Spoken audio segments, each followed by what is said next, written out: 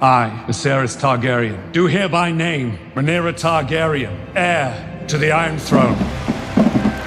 The Targaryens are the sort of fascinating dynasty that we don't really know much about from the original books, because at that point, they've all died out.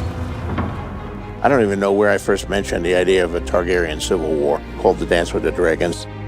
But Ryan and Miguel and I have been working together, and it's exciting.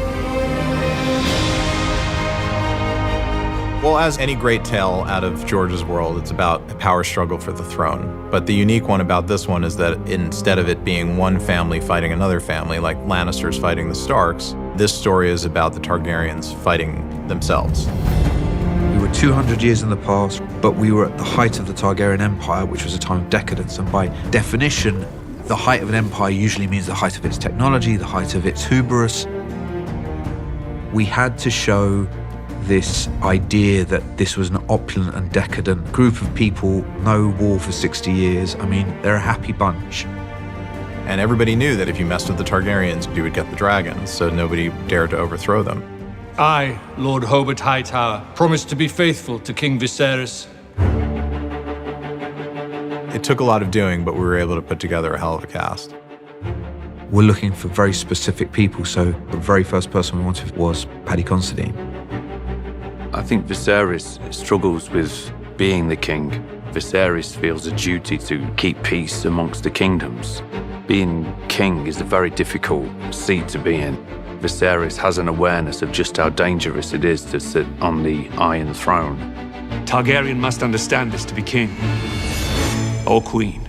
Rhaenyra is strong-minded. She's smart. I think she's underestimated. You have dragon riders, father. She realizes that the women within the kingdom spend their entire lives serving to men. Oh, you need to be courted. So now I need to gain the attention of men so then I can produce another man.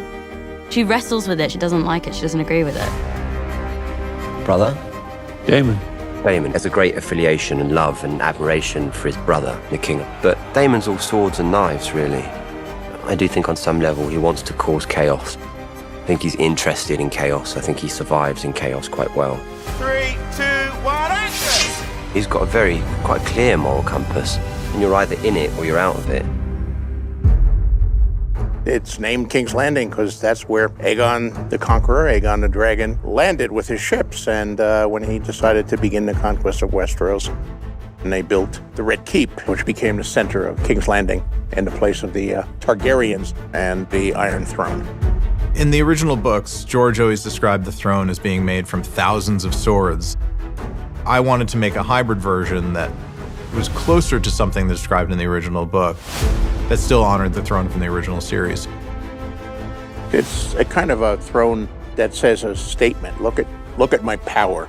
These are treasures of people I have killed or conquered.